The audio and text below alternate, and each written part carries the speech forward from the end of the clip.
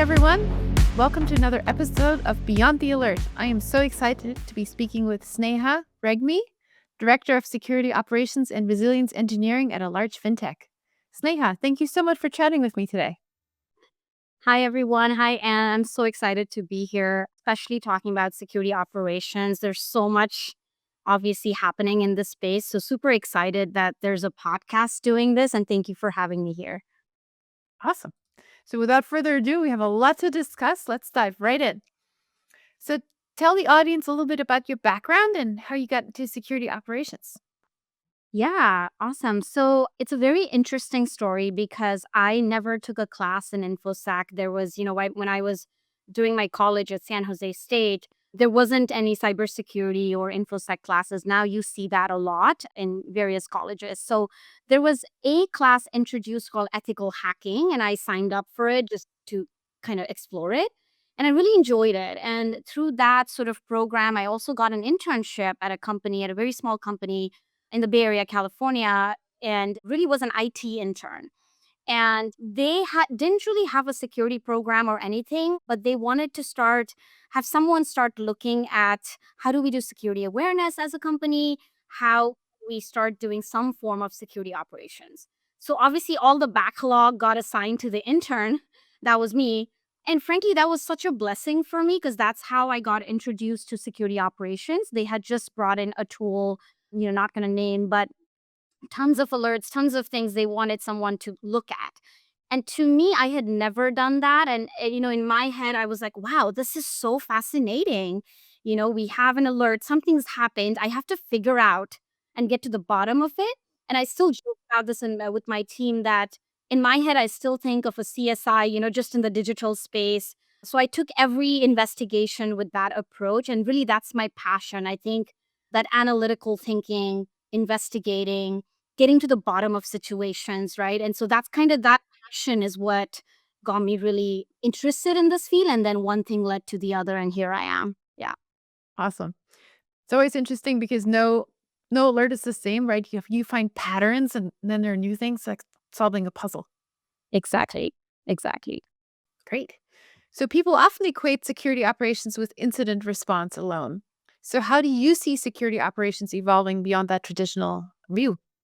Yeah, that's such a good question. So, first of all, I think it's super important to talk about incident response where it is today.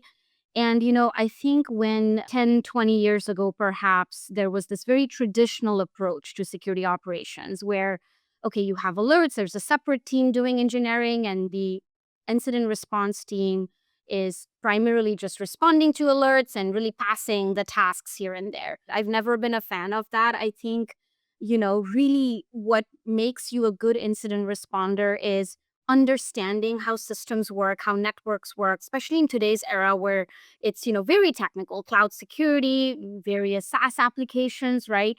So I think that's the myth that I think has been busted and is slowly busting now, where, there was this sort of understanding that, oh, instant response is still pretty a mid-career thing. And I really want to challenge that because, like I said, to be a good incident responder or security operations person, you really have to understand, you have to have the technical skills, you have to be able to communicate, really command a situation room, sometimes with executives. I think that is how first I even see incident response alone at such a big scope. And then how, in the last, I want to say decade, what I love where the industry is headed and is heading is I can speak of my experience alone in the companies I've worked. We've not taken a traditional approach to IR alone. My team is mostly people with engineering skills as well. Like I said, they are the people who should have a say in how detections are being built and what kind of log are ingesting. Of course, you can have focus areas and divide, right? But so I think that skill set is in the last decade or so really evolving, which is really awesome to see. When I started my career, I remember being sort of the rebel in the security operations. Like, no, why are we not automating this? I'm going to try this. Or why is this detection not tuned correctly? And so now really the operations role has been so blended with engineering, right? And of course, there are different skill sets, but in today's modern, I would say, companies that are working with such wide scope, I think both the skills are super important.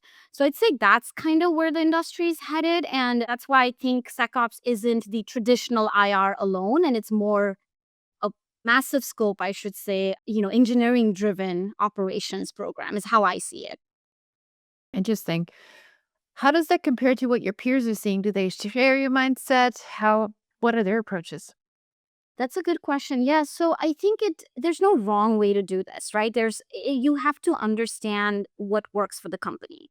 I think I have peers still in very traditional sort of environments approaching it with a very classic SOC tiered approach. You have various drifts, and then most of my friends and network who are working in more of the sort of tech driven industries are approaching it with that blended engineering approach where it's not so much that you have a night shift and a day shift and all of that, and it's more so like, let's leverage automation and get some info, and then if something needs an action, it can page a human, right? And so I think that I've seen both. I personally am a fan of the latter, but that's not to say companies still approaching it with a very traditional approach is wrong. It's what works for your business at the end of the day and how you navigate resourcing as well.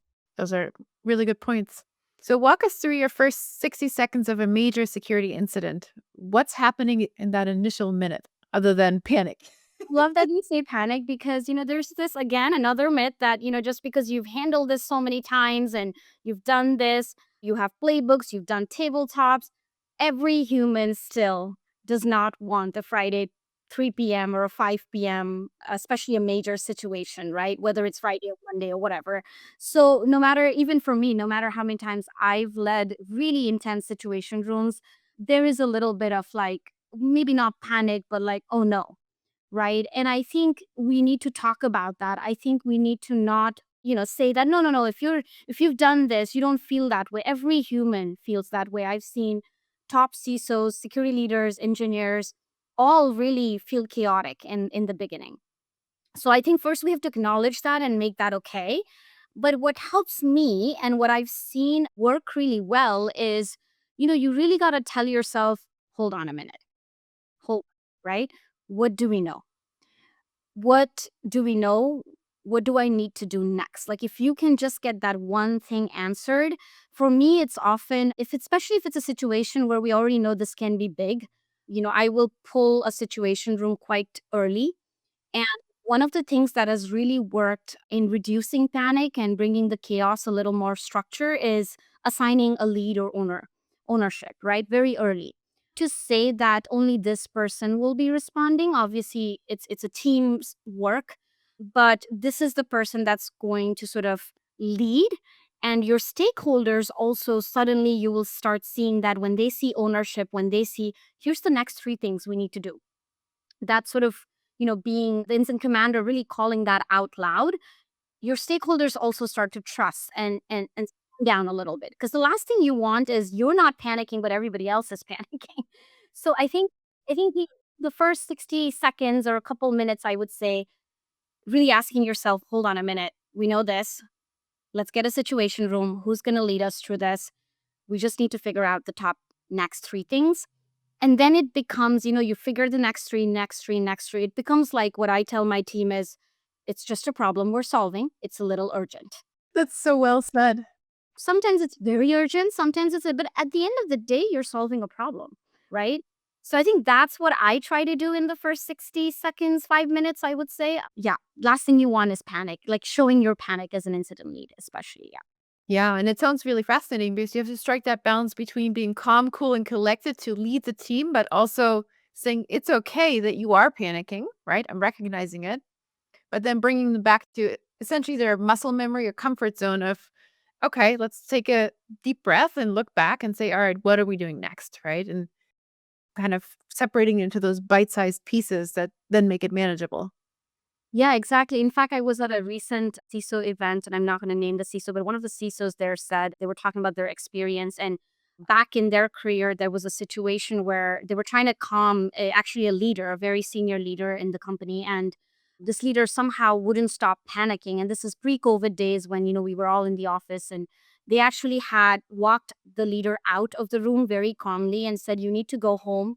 You need to like take a minute. When you're ready, come back. Because you can't have, especially a leader in a situation room who's not only projecting their panic, but also, you know, creating more chaos for the team, right? So I thought that was pretty cool. And that was not to say we're trying to kick that person out. It was more to say, it's important to recognize that and say, hey, why don't you go take 10 minutes or an hour? We got this. Come back when you're ready, because the last thing we want is the team seeing this panic. Yeah.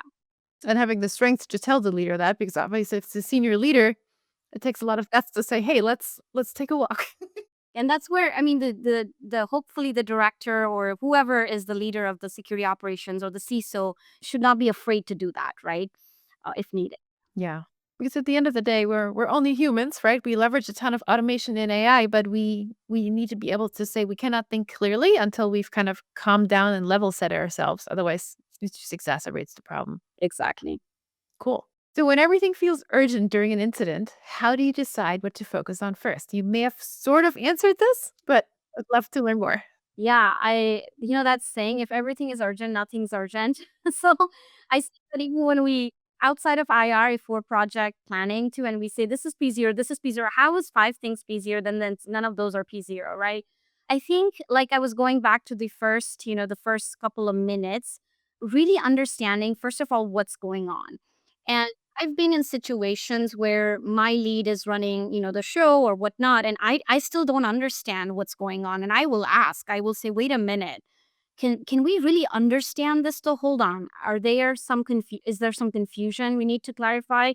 So not being afraid to really, get to the bottom of what's going on, and have that it's so clear in your head that if anybody asks, you can explain it, right?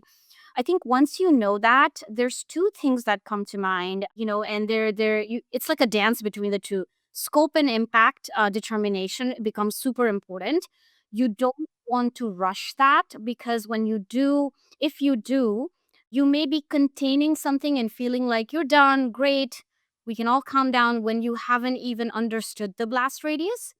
Right? So I think that becomes super important to not rush and get a good handle at. Not to say, like you were saying, you don't want to be too cool and too like, oh, we'll chill and we'll figure this out. That it's not to say that. It should be urgent, but it should be done with a lot of focus and calmness and a lot of quality investigation. The second thing that comes to mind, like I said, is containment, right? A lot of times you will have the luxury of getting that scope and impact really early. And so your containment, you know exactly what to contain.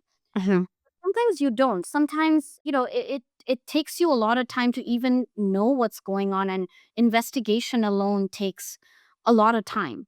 So I think it really depends on the specific scenario, but I think those two as an incident lead you should have in your mind.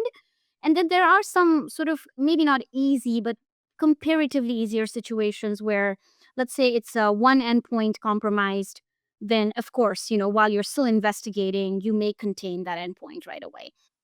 Right. So it really depends, but I would say that, like, scope, impact, how are we thinking of containment, but all that ideally aided with really top investigation quality. That's what I would say. Just super interesting because it's very translatable to business overall, right? Because you have to slow down to speed up, and sometimes, or I suppose the natural progression in one's head is to move ahead, try to get to the result and the fix. But if you haven't really uncovered what the issue is, then you'll miss things. Exactly. And, I think the other thing what helps here a lot is, as an incident commander, literally verbalizing the decisions and the action items. Sometimes it can feel like you're repeating yourself a lot, but it's super important to do that, so that your stakeholders also have that fresh in their mind that, yep, this is why we're here. There's the top three things. Here's why we're waiting, or we're trying to page this person and get them in the room or whatnot. But like really verbalizing everything you're doing, I think helps keep everyone aligned and also really command the situation room.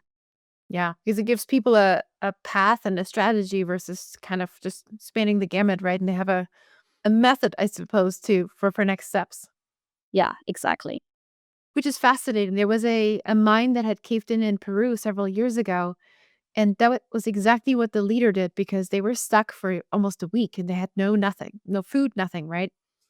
And that leader kept verbalizing everything, going through the motions as if it's just a regular day, and it kept everyone subconsciously really calm and focused as well. So I love the way you're explaining how essentially the situation room looks at the time. Yep, exactly. So how do you determine when something needs immediate escalation versus when it can be handled within the team? That's a good point. So I think going back to first scope and impact, right? I think when your initial triage investigation, a preliminary investigation even gives you most of the time an idea that what system or what domain perhaps, this falls under. What often I do, where I work and what I recommend my team is, let's say we know there's something going on in a cloud security, any companies, whether it's AWS, Azure, or whatever. You have that initial investigation. Sometimes, like I said, we have the luxury of investigating. We already have evidence to say, no, this is nothing. This is benign, perhaps, right?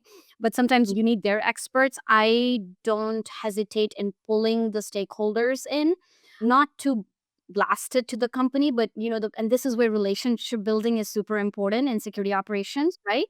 And so I will say, hey, we're investigating this. There's nothing, no evidence, XYZ. Can I just get you here? I want to run this by you. It could be as that, or sometimes it is, no, we really know this and we need your attention. And if it's off business hours, you might have to page someone, right? But it really not being afraid to bring in the right SME or stakeholder early, especially if it's clear that this is going to be something big. And that's not to say you should jump to the conclusion and bring them in and then turns out very early it's nothing. But even non-technical teams, whether it's your legal stakeholders or sometimes it could be related to an employee, another HR teams, whatever this whoever the stakeholders are, I think just giving them a heads up, especially if you have built that relation and saying, "Can you join the situation room? I want to run this by you." And if it's something you've already confirmed, then absolutely, then even escalating that urgently. So scope impact determination, if you have the answers, great, makes it easy. You know who to bring. If you're still in that nuanced situation, but the potential of this being true is bad, bring the right people early. And the other thing that helps do is, especially if you have those relations, like I was saying, it really helps them give a heads up to their leadership. Uh-huh. Last thing you want is, you're working on something and everybody is pinging you and panicking, like we were talking about, right? So I think you don't have to always know all the answers, like I said, in the first hour, but or 30 minutes even, but it doesn't hurt to just bring someone in that from that team or that domain and say, hey, help us here. This is still confidential, but we need your help. That's kind of how I take it instead of just waiting, for something to come up later. That's outstanding advice because you would typically think it's the other way around. And it also showcases how important it is to build that trust and be basically a trusted advisor with other departments where you can bring them in early, knowing it won't cause additional panic, but it has the opposite effect. Exactly. And to your point, it's such a balance, right? You don't want to pull people in every situation, like every alert, because that's like crying wolf, then, right? We don't want that too, but it's that balance, it's that trust. And if you bring them in, you are very specific to them. Here's what's going on, here's where we need your help.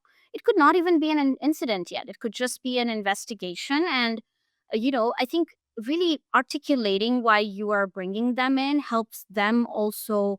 You're building your credibility with them, and then they don't look at you next time like, ah, here we go, right? Like roll your eye kind of. And so I try to like tell that to the team is, don't just go to them when it's only a bad situation as well. It's okay to say that, we've investigated this or we're working on this project or whatever, and we just want your input, we want your expert advice, and they feel good about it too because you're making them feel valuable too. I like the approach where it's essentially giving them the mission and tasks so they know exactly where and how they're needed and gives them that focus as well. Yeah, exactly. So, how do you prepare teams for incidents that they have not encountered? Oh, yeah. I mean, I think anyone who works in security, not only SecOps, can say what we see in the industry news and everything. It's always there might be similar patterns, but there's always something new and nuanced, right? I don't think anybody can be prepared for every scenario. Sometimes you have never thought of a scenario as well. But this is where the problem solving skill set I was talking about earlier really comes into play. And that's why playbooks are great. We should follow playbooks and whatnot. But what I always, every team I've led, I say is don't just follow the playbook blindly. right? The reason that we have you in this role investigating is to bring your human, decision making, context gathering. So I think approaching it with problem solving, it's a problem. Okay, what do we know? On a minute, right? What do we know? What does this exactly mean? Do we understand it? There's so many situations where I'm pulled into, or my team gets pulled into, every company I've worked. I've never even heard of that application or tool. I'm like, what now? What do we have, right? So it goes back to like trusting the process though, and still following, okay, in this situation, I know what is going on, or I don't, and I need to pull the SME. I think going back to, what we were talking about, assigning ownership early and investigating scope and impact. So I would say teaching your team those skills, being analytical, being intellectually curious, problem solving, is far more important than just teaching them how to follow a playbook. For a long time, I was not a fan of all these, every line item written in a playbook. I see the value of it absolutely to help train, but I don't like to box, people into just this is it. Otherwise, why are we having humans here, right? Humans have to assess a situation, but really goes back to the problem solving. And I actually said this in a talk as well. When you do this over and over again, you actually bring those skills to your personal life. And naturally, 2020, pandemic, wedding reschedule, everybody was going through that. I went through the same thing and I was immediately in panic mode 4 days before. But in my head, I'm like, I went to that mindset, wait a minute. If I do this for a living, I can totally figure this out, right? So, problem solving, calming yourself down, being the person who really leads the team to resolutions. I think that's the skill set you want to keep. Situation really doesn't matter then. That's how I see it.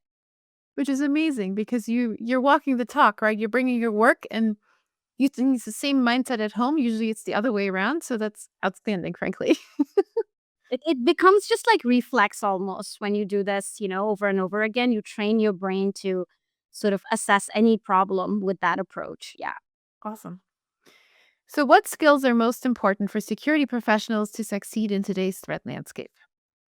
Yeah, so I know we already talked about, being problem solving, the engineering mindset, or understanding systems and networks. I think where the industry is headed now, actually before even AI, I think automation, the boom we saw in the security operations space with various SOAR tools in the last 10, 15 years, I want to say. So I think like, if you have especially automation engineering background, leveraging that into security operations is huge, especially if you have the ability to, during response, also understand specific logging pipelines and whatnot. That's a very engineering skill, right? That really helps. So I would say in today's landscape, some of the basics of engineering, super important. Agent AI, obviously. I don't know if we need to talk more about that because everybody's talking about it, but I mean, I think it's important to understand, right, and how we can leverage it. And I really think, like I said, the automation, if you know how to, you don't have to be an expert. We're not looking for software engineer, but being able to automate some tasks, whether it's Python or now with vibe coding, as we all call it, I think it's super critical. And ultimately, not being afraid to roll up your sleeves and understand a new system. If you remember, before cloud security became, where it is today, everybody was new to AWS or Azure or but now at least the teams I've led, it's such a norm. I mean, the incidents and investigations we're doing are in, like I said earlier, in these very complicated technologies and systems, and whether it's Kubernetes now and AI, like we spoke about, right? So I think you can be an expert in all, but being willing to sort of learn at least two or three technologies and then leverage that in IR, I think is very important in today's threat landscape. And even more critical as attackers also leverage AI, right? So you have a better understanding of how it could be used and how to combat. Exactly. Yeah, I agree. So you may have answered this, tell me, in this answer now, but what skills do security professionals need to develop now to stay relevant over the next 5 years? Yeah, like we talked about, I think leveraging agentic AI and how responsibly leveraging, if I may say, into SecOps is going to be huge. And there are already companies, not to name any again, but who are disrupting that space, whether it is automation side, like I was saying, some simple workflows or playbooks, let's just say, whether no matter which tool you use, whether it's, triaging with perhaps Claude Code or some other, AI, agentic AI technology. And the responsible part, what I say is, comes to, I think you have to really assess your situation and your alerts and whatever it is you're trying to use AI for, and say, do we feel confident that this can be triaged? It's a low impact thing, or something higher critical, right? That still needs a human in the loop. So how I see it and how I've approached it, and I've my friends in the industry, is a lot of things in your backlog, right? That it's just so noisy. You just haven't gotten to. That's great to leverage AI for, because it's great at pattern and analyzing, triaging there, and then you're not introducing a net new risk anyway, because you were not even looking at that. You might as well have help with triaging there, right? So that's kind of the approach we've taken at in my team. And really, like, going back to the automation topic too, we were talking earlier, right? That not being afraid to think of every workflow, not just incident response, detection engineering as well, as how do we make this easy? How do we make this, whether it's log ingestion, detection writing, through automation, through help of AI, in a way that enables various people with skill set to go and try writing a detection. So it's no longer just a niche with like two people on your team only know how to do that, right? So I would say that's like back to AI and, automation. I would say those are the skills that people should get comfortable and try and leverage that, but in a responsible way. Yeah, which certainly opens up a lot more opportunities in their career as well, right? Because now it's no longer just two people who can do it, but maybe 10. Yeah, exactly. And the whole, like, I'm a fan of AI in the sense of not replacing humans, but to enable us, right? And like I said, responsibly using it, up leveling the skill sets in the team as well. So that, back to our topic earlier, so that the humans can focus on the fun of SecOps, which is the investigation decisions, the questions, the critical thinking, and not so much the administrative tasks. Which is really interesting. So as a marketing person, we always talk about on the AI front of letting teams be more strategic. And certainly that's a part of it. But we don't talk about the fun of the job and making it fun again, which I think is a really key point here as well. Yeah. I think you really need to have fun in SecOps if you're going to be in this field. It is not an easy field. I think it's pretty obvious. It's very interrupt driven, right? I think actually InfoSec as a whole is a field that is can be unpredictable. Things come up. It's not just SecOps. You may need various teams. So you might as well have fun with it and bring in your passion, right? Otherwise, I think it's gonna be hard for you to stick around, because it's not the hours are not guaranteed, right? It's very it can be a very demanding job. Yeah. Certainly. So when you talk about AI automation, are you a fan of building in-house or leveraging other tools? What is your thought process there? Because as obviously AI vendor, we see it spanning the gamut. Would love to hear your thoughts. Yeah, I mean, there's no wrong answer here. Again, it really depends on the direction your business is also going. First speaking, I've been a fan of the tools that are already in the market. So I'm a huge fan of why reinvent the wheel when people have gone ahead and built that. But I have friends and companies that are building super in house, and starting really from the scratch. So again, no wrong answer. It depends on the direction your business is going and your personal opinion as well. But I see a lot of vendors, especially in the SIM space in SecOps, that are really disrupting. Like I was talking about the detection engineering side, right? There's companies now like Panther, for example, that are, pushing the envelope and trying something new and taking a really modern approach that to SIM and AI, even in investigation analysis. So, yeah, I think there's room for both.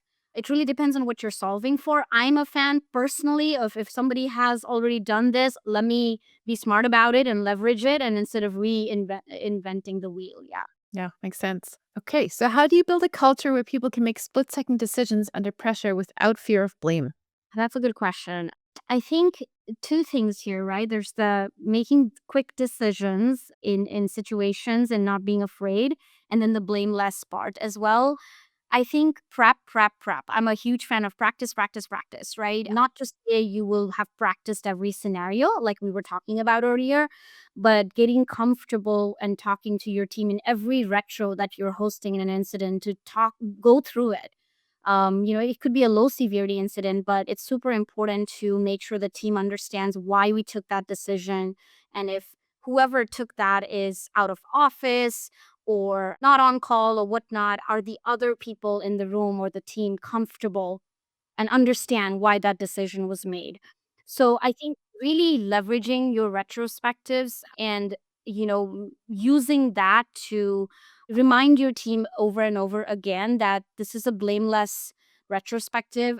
In fact, if any retro my team runs, we'll actually read out a couple of lines, which everybody knows. We talk about blameless retro and whatnot, right? But I will actually read out a few lines that say something to the effect of, this is a blameless exercise. We know everybody did the best at the moment, given the resources, skills, and understanding they had, and just starting with that even calms your team down. And of course, that's after an incident, right? That's after a fact. But why I mentioned that first is what they learn there, they apply to the next incident, right? And that's where you have those discussions. Does everyone understand why this decision was made?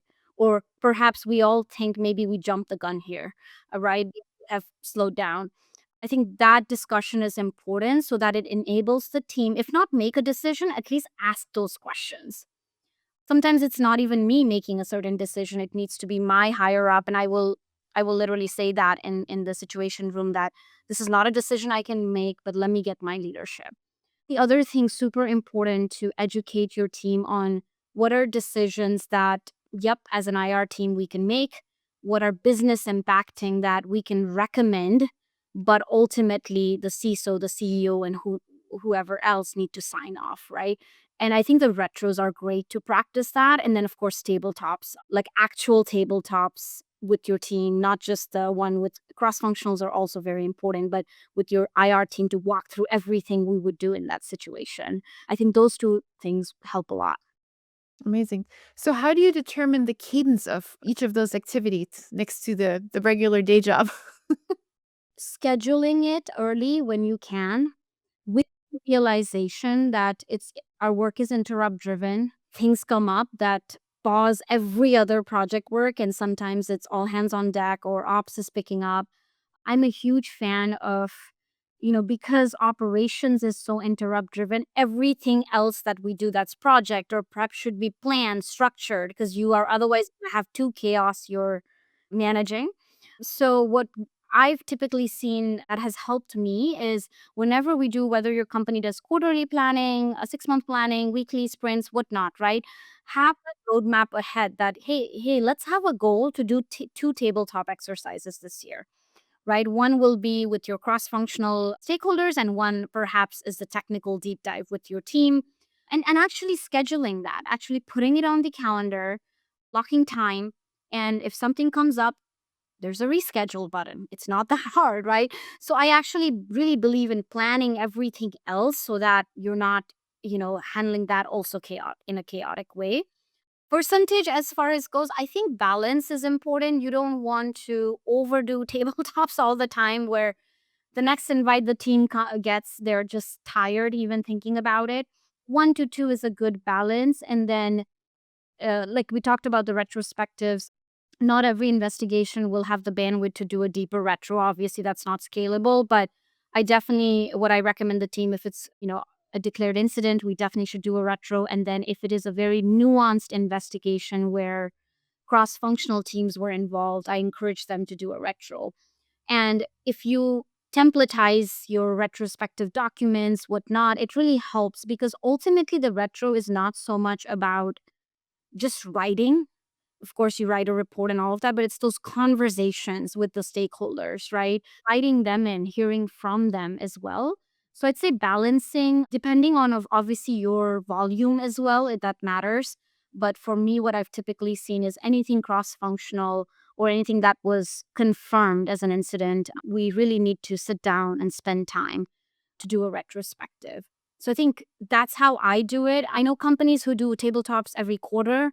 That also works, but it really depends on your bandwidth and how many resources you also have. So, on the note of finding the right balance, how do you maintain morale and prevent burnout in teams that are always on?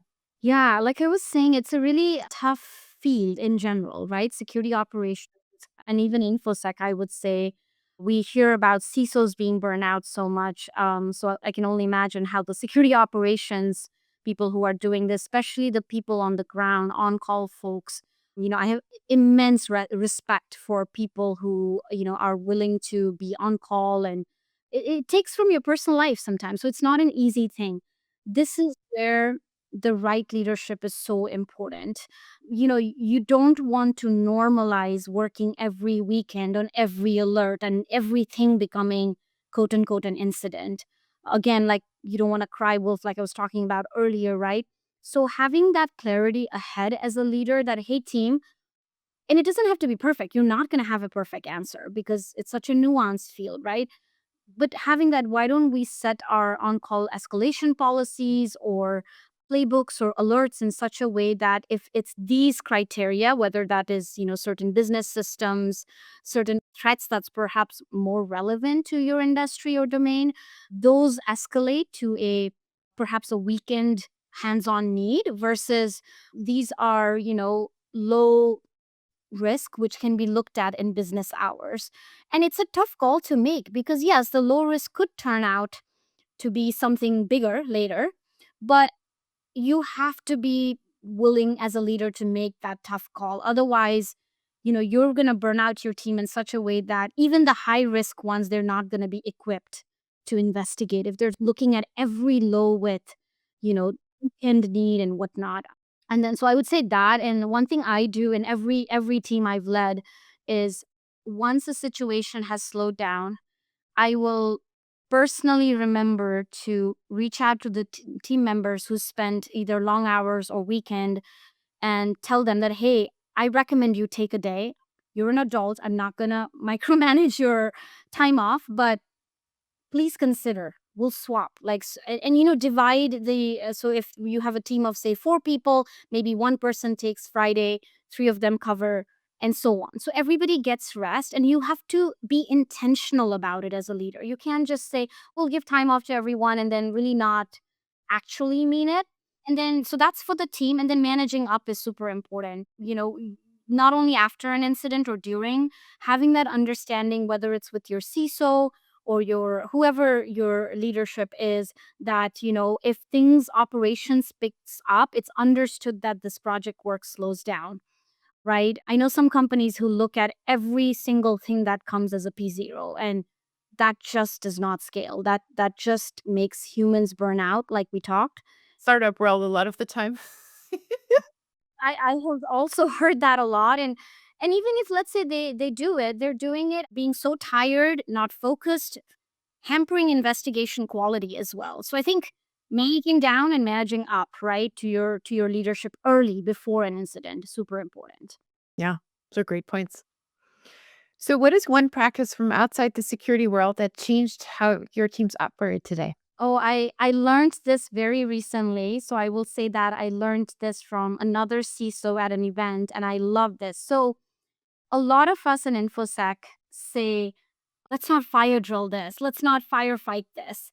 But if you actually see firefighters arrive in a situation, they are the most calm, they know what they're going to do, they walk in. So that's the thing I am trying to remember and tell my team as well, that we got this. You know, we are the ones that bring calmness to a situation, and our stakeholders trust us to do this, and reminding themselves that firefighting should not be looked at as like, why are we firefighting this, or as a bad thing almost. Because, like I said, if you actually look at the firefighters who arrive in a situation, they're not panicking. They know what they're going to do. Right. So I would say that's something from outside of InfoSec that I recently learned. And I try to keep that in mind all the time. I think it's a very interesting sort of outside of InfoSec situation that really applies to SecOps. Yeah, we did have a firefighter slash SOC leader on the podcast a while ago, and that was one of his points as well. And I love your approach because you're really instilling trust in your team. of, hey, you're here for a reason. You are the person needed for the job, right? And we have it covered, which that in and of itself, I think, gives you a mindset of calmness of, wait a minute, I'm not the bad person in the fire, but I'm the good person providing the rescue, right? Exactly. And you're the one like bringing the calmness, and you've been sort of called because you can handle the situation. Versus, we use in our day to day language with our teams to often many people say, oh, were we firefighting this or whatnot? But it's actually the opposite. Panicking and rushing something is not firefighting at all. So, yeah. Yeah. So you're giving them a mission, which is really cool. So if you could give one piece of advice to a leader building security operations from scratch today, what would that be? Oh, that's a good one. So many things. I'm sure. And it keeps changing, right? It's like what worked yesterday may not work today. I would say, going back to the point I mentioned earlier, we talked a little bit about burnout and setting the expectation above, not just with your team, but with your leadership. A lot of SecOps leaders, or frankly, even security leaders, come in. We have our roadmaps. We know what to do. We've built everything. We're going to deliver this, this, this. And if incidents happen, this is our process, whatnot. But nowhere there we account for, and I'm still trying to learn this and figure out because it's really hard to do. We account for all this is assuming everything goes well in the company, priorities don't shift, incidents are in a stable state. Forget even incidents, just operations in general are stable. And when then you have to tell the news of, we really don't have bandwidth, right? It becomes a tough conversation then. So I think I am still learning this because, like I said, it's really hard to plan as an operations team because everything is so unpredictable. You have an idea, but it could peak, it could not peak, right? But I think that's my message would be is if you're leading a security operations program, not being afraid to have that conversation with your leadership early. And I don't mean just for incidents or burnout, but hey, I'm trying to build, for in my example, an engineering driven approach, which means I don't want my responders only responding to incidents. I want them working on these things because that helps them get skills to do this better. But that comes at a cost, which means that if things get busy, companies' priorities shift, things will have to slow down, right? And I think we don't account for that early enough. I think we often have that conversation later when things are already delayed because of whatever has happened. But that's something I would say, if when you're building a program from scratch, or you're coming into a program that already exists and trying to mature it, accounting for the human pause, the company priorities shifting, just, events in the world that can impact your business. I think just keeping that in mind and then coming up with, okay, we feel that if things go south, we can really deliver this. And these are sort of like more below the line. If we get bandwidth, we'll do that. But if not, we're not going to burn people out to do that. And it's a very tough conversation to have with your leadership, but it's super important. Coming to think of it, I don't think I do that enough either. So thank you for the input. I will try that because for us, it's end of year and end of quarter. And it's really, I think, a fantastic approach to try to set up the team for the best possible success going forward by setting those expectations of here's what's a reach versus, if something happens, what we can really accomplish. Okay. So the last guest left you a question. And then after that, you get to leave one question. So the question for you is no small feat. How do you handle insider threat? Ooh, of course. This is the topic right now. Of course, it's a very nuanced subject. So, I first want to start with, we talk about security teams building trust in the company, right? Building trust with your stakeholders, whoever it is you're working on with, the entire company often.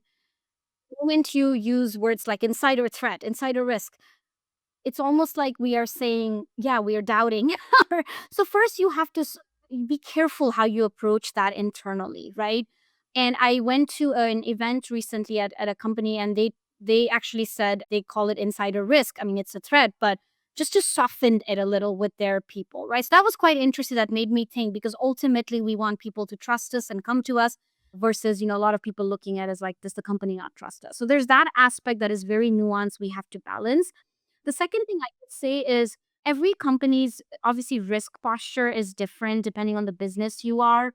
Sometimes we look at insider threat as this new thing, but some of the basics still apply there. You still got to have really good access controls, principle of least privilege, right? Hopefully, you have privilege access management. So, some of the basics that we would want, even in an external threat, still apply. So, if you're already doing those, maturing that is also very important. And then the last thing I will say there is specific to insider threat is, going back to the second point, what are your business critical systems? If a malicious insider were to impact your company in a negative way, whether that's finances, whether that's, I don't know, you're in healthcare, customer healthcare data, whatever that domain is, really focusing your threat model there. And when I say threat model, I don't just mean just detection and response controls coming out of it, prevention. We look at whatever that environment is holistically and think of, okay, if it's this threat, what can we do to put some preventive controls? And then what can we do? Okay, the preventive controls are not all, scalable, or maybe they're going to block certain work. That's where detection and response control should come. I think I see a lot of companies approach, especially insider threat, with just monitoring. And I am not a fan of that. Monitoring is important, but when you have no prevention, everything you're monitoring looks like noise and normal. How do you determine there's that? Right. And then along the same thing, I think one thing that is very hot topic right now, which, everybody is looking at, I think there's various podcasts actually on this topic, the whole North Korea remote worker thing. And sometimes it doesn't have to be really complicated workflows you have to come up with. It's a very hard one to detect. It could be as simple as, if you have some intel and you're just scanning your applicant data, perhaps it's one small step, right? But I would say if that's relevant to you, focusing on that. And then the other thing, which is really hard to do, and tuning is important, UEBA, user entity behavior analytics, gets talked about a lot. I used that 10 years ago and had a horrible experience because it was like noisy tuning. It's one of those. But I think if you can figure that out in a very scoped way, it will give you more dynamic detections than just writing one rule for each insider situation, right?